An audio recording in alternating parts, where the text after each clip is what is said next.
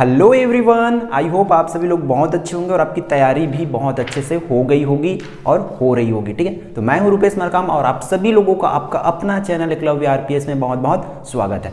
इस वीडियो में गणित में 75 की भाग 5 में इसमें हम लोग पूरी जितनी भी 6 नंबर वाले क्वेश्चन है, जितनी भी इंपॉर्टेंट हो सकते हैं हम लोग का 6 नंबर वाला क्वेश्चन आएगा तो दोनों क्वेश्चंस को देखेंगे, जिससे आपकी जो 6 नंबर वाले क्वेश्चन है बन जाए, वो भी बहुत आसान तरीके से इस चैनल के माध्यम से। ठीक है, तो क्वेश्चन 1 आपकी स्क्रीन पर है, देख सकते हैं आप लोग। क्या बोल रहा है कि 2 अंकों वाली एक संख्या का 7 गुना, ये कौन से अध्याय, क्या अध्याय 2 का है। ठीक है, 2 अंकों वाली एक संख्या का 7 गुना।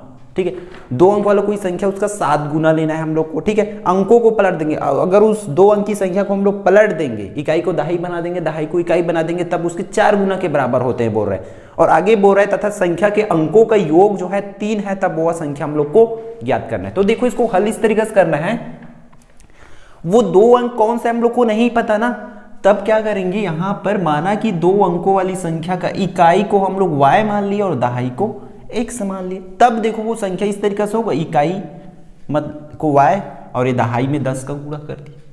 क्लियर, इस तरीके से संख्या होगा। अब प्रश्न अनुसार, प्रश्न में क्या बोल रहे हैं कि इस संख्या का 7 गुना 10x प्लस y का 7 गुना किसके बराबर है बोल रहे हैं। इसी संख्या को पलट देंगे, पलटेंगे तो ऐसा होगा 10y प्लस x है ना, कि 4 गुना के बराबर होगा। ये दोनों बोल रहे हैं। अब इसको हल कर देंगे, 7 का 10 के साथ गुणा होगा तो 7 दहम 70x प्लस 7y बराबर, उसी तरह इसका अंदर गुणा करेंगे तो 4 दहम 40y प्लस 4x।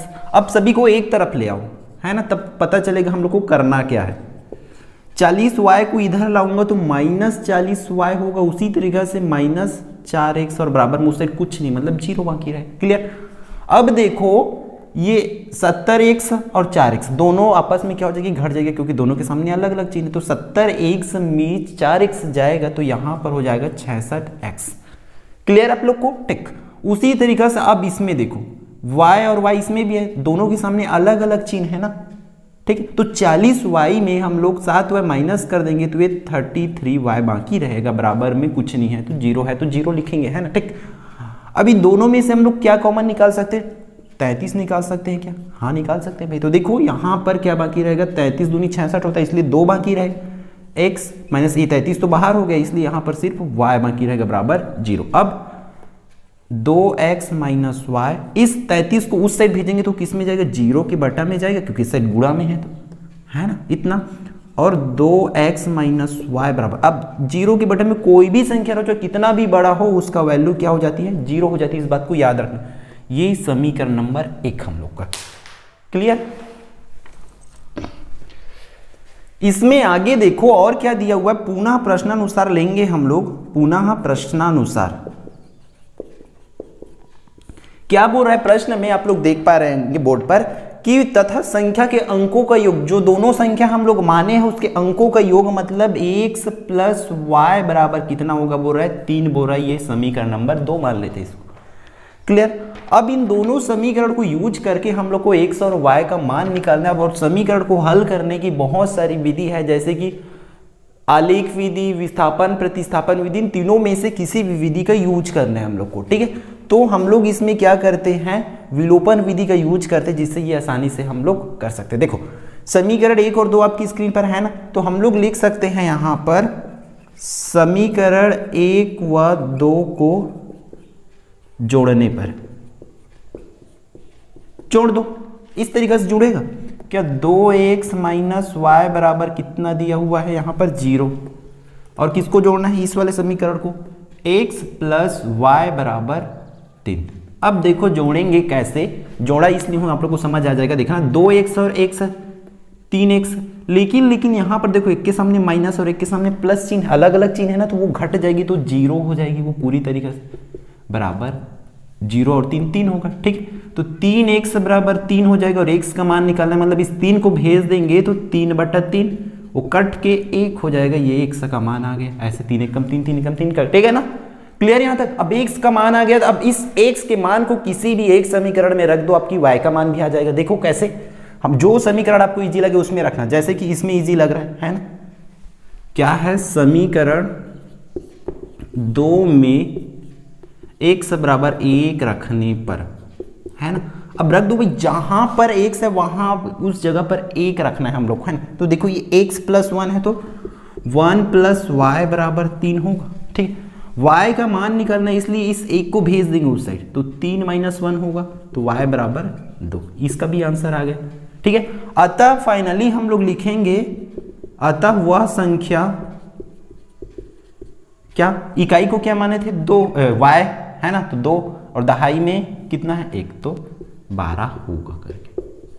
क्लियर है। इस तरीके से कंप्लीट करना, फिर आपको 6 नंबर मिलेगा ही मिलेगा। इसमें नंबर जो है कटने की चांसेस बहुत कम होती है, ठीक है। इस चैप्टर से हम लोग सेकेंड टाइप का क्वेश्चन देख सकते हैं। वैसे एकमात्र अध्याय मैं पहले ही बता चुका हूं कि 2 जिसमें इंपॉर्टेंट क्वेश्चंस बताना थोड़ी सी मुश्किल है, क्योंकि इसमें क्वेश्चंस क्या है, नंबर बहुत ज्यादा है, बहुत ज्यादा क्वेश्चंस है। इसलिए आप लोग कुछ ऐसे क्वेश्चंस को करके रखें जिसके आने की प्रोबेबिलिटी बहुत ज्यादा है, ठीक। अगला क्वेश्चन देखते हैं, आपकी स्क्रीन पर है। क्या बोल रहा है कि k के किस मान के लिए समीकरण निकाय 2 समीकरण दिया उसका अद्वितीय हल होगा, बोल रहा है k के मान के लिए, है ना। k का मान निकालना है हम लोग को। तब सबसे पहले देखो हम लोग इसमें लिख लेंगे, दिया है, ठीक है। क्या दिया है भाई, kx - y बराबर 2 समीकरण नंबर 1 मान लेते हैं, या इसी को हम लोग इस तरीका से भी लिख सकते हैं, है ना। kx - y और इस 2 को इस साइड लाएंगे तो -2 बराबर 0 हो जाएगा, इसको 1 मान लेते हैं। और क्या दिया हुआ है हम लोग को, और दिया हुआ है 6x - 2y बराबर 3 दिया है, तो यहां पर भी 3 को ले आओ, 6x - 2y - 3 बराबर 0, ये समीकरण नंबर 2, ठीक है। ऐसा इसलिए किया हूं क्योंकि ये जो नंबर लोगे ना तब आपको आसानी होगा, है ना। तो इसके बाद लिखना है हम लोग को यहां a1 बराबर कितनी होगी। देखो ये a1 b1 c1 की वैल्यू होगी, तो a1 बराबर k, b1 बराबर -1, क्योंकि यहाँ y की जगह में देखो कुछ नहीं मतलब 1 है, तो उसी तरह c1 बराबर कितना हो जाएगी -2। क्लियर।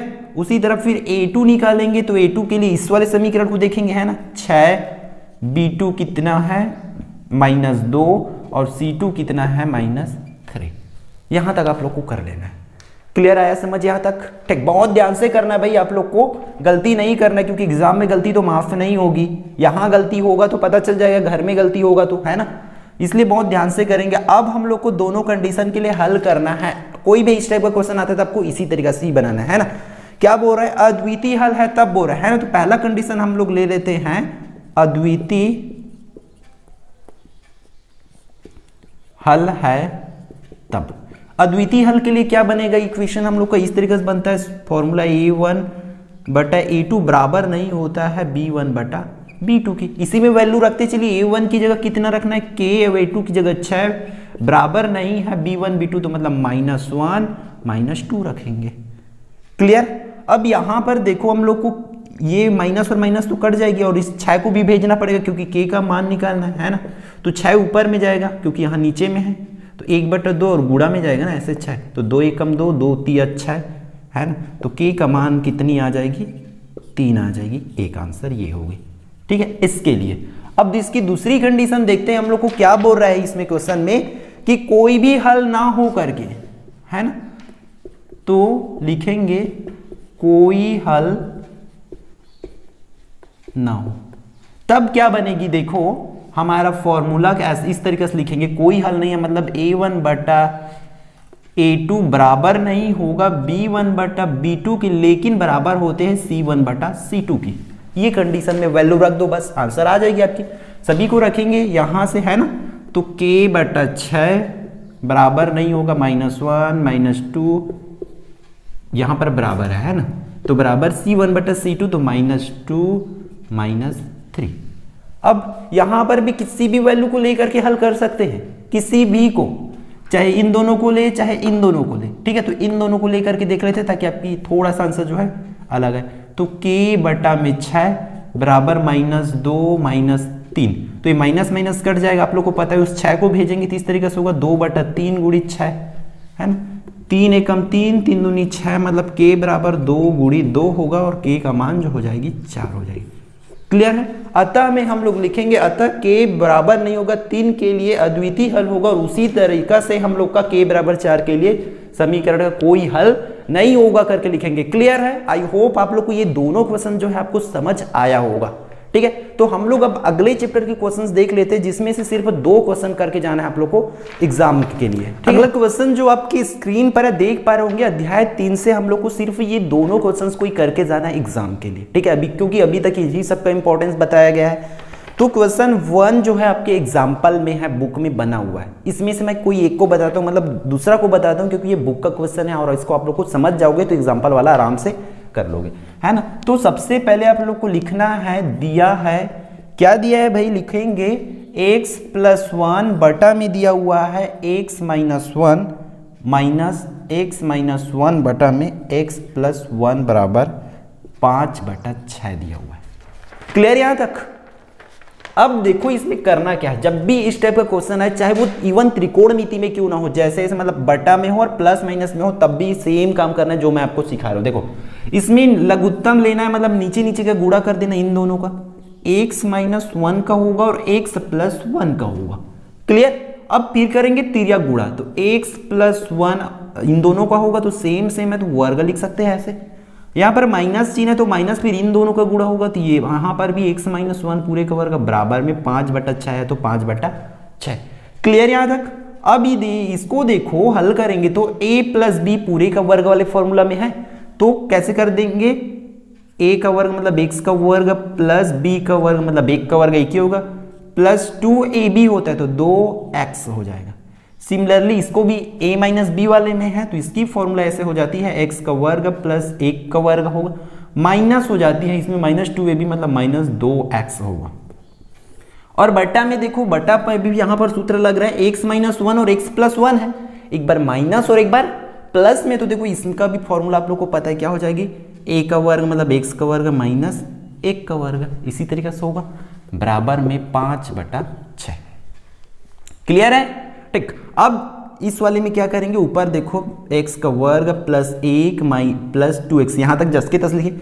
अब यहां पर ब्रैकेट ओपन करेंगे तो अंदर की साइन जो है, चिन्ह जो है बदल जाएगी। देखो यहां पर कुछ नहीं मतलब प्लस है, तो वो -x⁻² हो जाएगा, और ये प्लस क्या हो जाएगी -1, और ये माइनस प्लस 2x हो जाएगी, और बटा में x का वर्ग -1 हो जाएगा, क्योंकि 1 का 2 बार गुणा करेंगे तो उतनी होगी, बराबर में 5/6 है, तो 5/6। क्लियर। अब ऊपर में जो जो जुड़ता है, जो घटता है, उसको घटा देते हैं, ठीक है। देखो x के वर्ग आपस में घट जाएगा, है ना। उसी तरह 1 और 1 आप जो है आपस में घट जाएंगे, बाकी क्या रहेगा 2x प्लस ये वाली 2x बाकी रहेगा, बटा में क्या बाकी रहेगा हम लोग का x का वर्ग -1 बराबर में 5/6। क्लियर। अब 2x और 2x कितना हो जाएगा 4x बटा में x का वर्ग -1 बराबर 5/6। ठीक है। अब हम लोग को क्या कर देंगे, अब इस रूल को भी याद रखना, जब भी ऐसा हो तब डायरेक्ट हम लोग तिर्यक गुणा कर सकते हैं, या इसको पक्षांतर करेंगे तो नीचे के ऊपर आएगा ना, और ये नीचे को उधर ऊपर चला जाएगा, इस तरीका से होता है। तो यहां पर लिखेंगे तिर्यक गुणा करने पर, ठीक है, ध्यान से लिखेंगे अच्छे से आप लोग को, ठीक। अब तिर्यक गुणा करेंगे तो इस 6 का इस 4x के साथ होगा, तो वो हो जाएगी 24x बराबर, है ना। अब इसका इस 5 के साथ होगा तो उसको इस तरीके से लिख लेते हैं, x का वर्ग -1। अब 24x बराबर 5x का वर्ग माइनस 5 × 5। क्लियर। अब सबको एक साइड ले जाओ, मतलब इस 24 को उस साइड भेज देंगे तो उस साइड जाएगा, किस में जाएगा माइनस में, तो 5x का वर्ग माइनस 24x जाएगा, उस साइड जाएगा तो -5 बराबर, अब इस साइड कुछ नहीं बाकी मतलब 0। क्लियर है।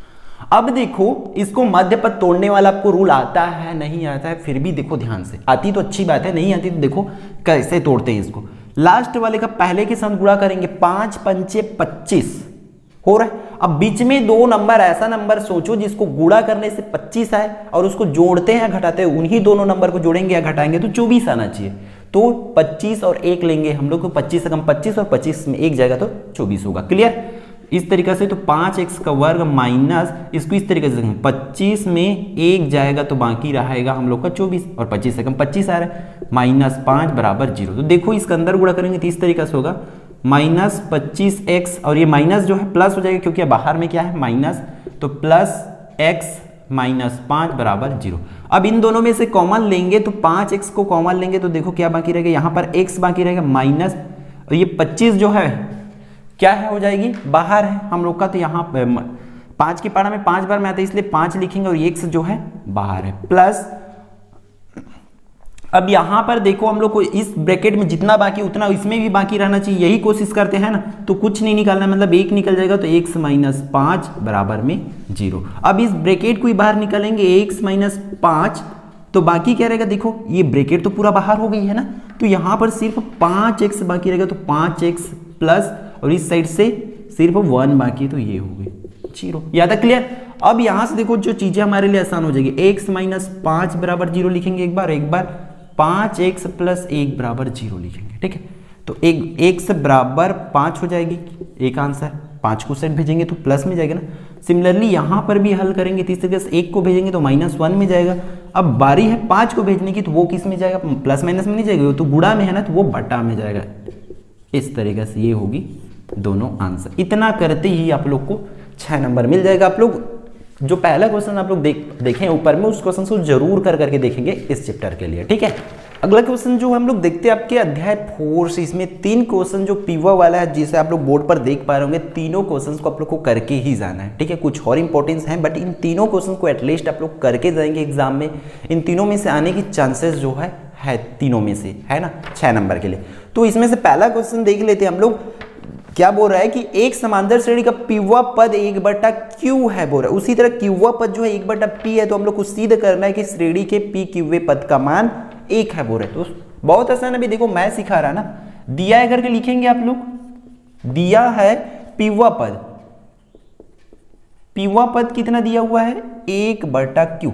और पीवा पद को हम लोग ऐसे भी तो लिख सकते हैं ना, a प्लस p-1, क्योंकि n की जगह में p रख दिए, और बाहर में d बराबर 1/q, समीकरण नंबर 1। क्लियर। उसी तरीका से हम लोग क्या को, क्यूवा पद को भी तो लिख सकते हैं ना। क्यूवा पद कितनी दिया हुआ है, क्यूवा पद को दिया 1/p दिया हुआ है, तो भी यहां पर इसका फॉर्मूला ऐसे बनेगा, a प्लस q-1 d बराबर 1/p हो गई, समीकरण नंबर 2। और हम लोग को निकालना क्या है, p क्यूवा पद, ये निकालना, समझो p क्यूवा पद को निकालना है, तो इसकी जो फॉर्मूला क्या हो जाएगी, a pq बराबर a प्लस pq-1 d। तो देखो भाई हम लोग को a का मान चाहिए और d का मान चाहिए, इतना तो समझ रहे हो ना आप लोग। p क्यूवा पद चाहिए, मान के 10वां पद चाहिए रहता तब भी वही निकालते, है ना। उसी तरीके से इसको a और d का मान निकालेंगे इन दोनों समीकरण को हल करके।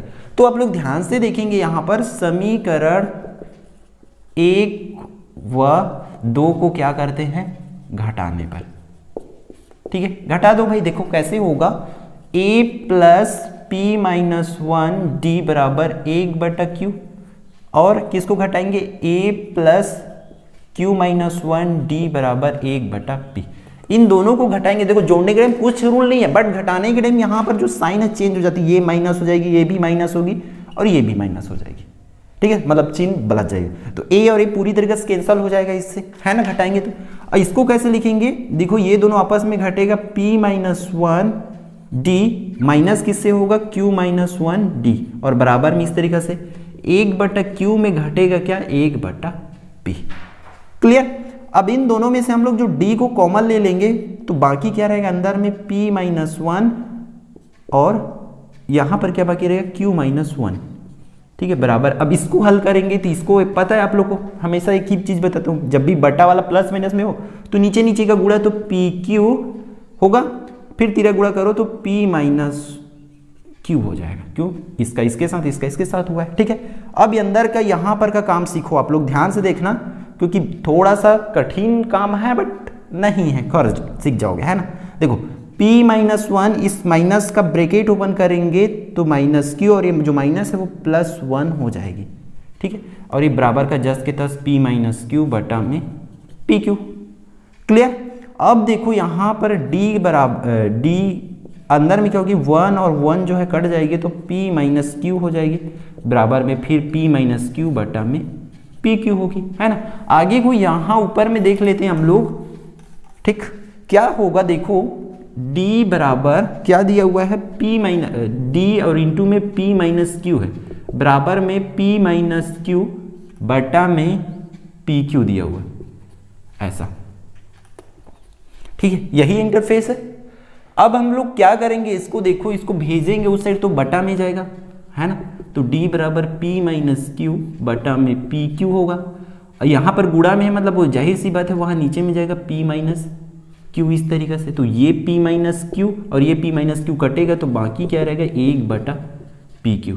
डी का मान कितना आया 1 बटा पी क्यू है। अब हम लोग को एक ही मान की जरूरत पड़ेगा है ना। तो एक ही मान के लिए आप लोग को किसी भी समीकरण में आपको किसका मान रखना पड़ेगा, इस डी का मान को रखना पड़ेगा। तो आपके पास दो समीकरण है ना, दोनों में से जिस भी समीकरण में मान है उसमें रख दो। तो हम लोग रखते हैं समीकरण 1 में डी की जगह पे क्या रखना है 1 बटा पी क्यू रखने पर। देखो समझो इसको है ना, इसलिए 6 नंबर में आएगा भाई। ऐसी लुट्टू पुट्टू को तो नहीं दे देंगे, इतना तो आप लोग भी जानते हैं। ए प्लस पी माइनस 1 डी और इस डी की जगह पे क्या रखेंगे 1 बटा पी क्यू बराबर में 1 बटा क्यू है। ठीक है, समीकरण 1 में रखें हम लोग। अब इसमें क्या कर सकते हैं, हम लोग को हल करना है तो इसको पूरी चीज को उधर भेज दो भाई, क्योंकि ए का मान निकालना है हम लोग को। तो 1 बटा क्यू माइनस में जाए क्योंकि साइड प्लस में है, तो p माइनस 1 इसको ऐसा हो जाएगा p माइनस 1 और बटा में इसके क्या है पी क्यू है, इसको ऐसा लिख सकते हैं। तो a बराबर क्या हो जाएगी 1 बटा क्यू। इसको हल कर दो, हल करेंगे जब भी बटा वाला इसमें रहता है तब क्या करते हैं नीचे नीचे का हम लोग लघुत्तम लेंगे। तो मान के चलो पी क्यू का गुणा करते हैं, ऐसे पी क्यू का लघुत्तम पी क्यू होगा। तो जहां पर p नहीं है, इसमें p नहीं है तो इसके ऊपर में p का गुणा हो जाएगा ये। ठीक है, p माइनस क्या हो जाएगा p माइनस 1 इस तरीके से। फिर a बराबर क्या हो जाएगी p माइनस, अब ब्रैकेट खोलेंगे तो माइनस p प्लस 1 बटा में पी क्यू। तो आप लोग देख पा रहे ये p और p आपस में घट जाएगा तो 1 बटा पी क्यू, इसका भी आंसर आ रहा है। ठीक है, यहां तक आप लोग नोट कर लेंगे, फिर मैं आपको बताता हूं कि पी क्यू का वैल्यू क्या होगा। पी क्यू, ठीक है, देखो अब हम लोग को निकालना है क्या है पी क्यूवा पद निकालना है कि पी क्यूवा पद का मान 1 है करके सिद्ध करना है। तो हम लोग ऐसे लिखेंगे, इसलिए क्या पी क्यूवा पद है ना। तो पी क्यूवा पद के लिए फॉर्मूला क्या बनेगा p q a p q होगा तो a plus n minus 1 d, यही बनता है। तो a पी क्यूवा पद के लिए क्या हो जाएगी a की जगह पे कितना रखेंगे 1 बटा पी क्यू प्लस n की जगह में क्या रखेंगे पी क्यू रखेंगे क्योंकि पी क्यूवा पद निकाल रहे हैं माइनस 1 और d का मान भी कितना है 1 बटा पी क्यू। क्लियर। अब देखो इसको 1 आता है कि नहीं आता है करके, है ना। अब इसमें देखो ये तो ऊपर में चली जाएगी, इसको ऐसा भी तो लिख सकते हैं पी क्यू माइनस 1 बटा में पी क्यू। अब देखो इसका लघुत्तम लेंगे, है ना, लघुत्तम लेंगे मतलब दोनों सेम है तो एक बार लिख लेंगे पी क्यू और बाकी को ऊपर को जैसे 1 माइनस पी क्यू माइनस 1, है ना। अब देखो यहां पर क्या होगा ए पी क्यू बराबर 1 माइनस पी क्यू और प्लस 1, है ना।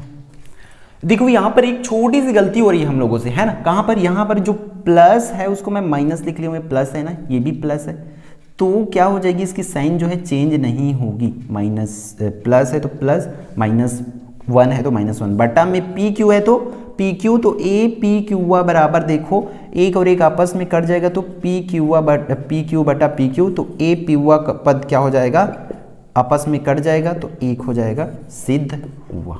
ठीक है, देखो इतनी आसान है, बस आप लोग को प्लस माइनस का ध्यान रखना है। अगर समझ नहीं आया तो वीडियो को एक बार और देख लेना।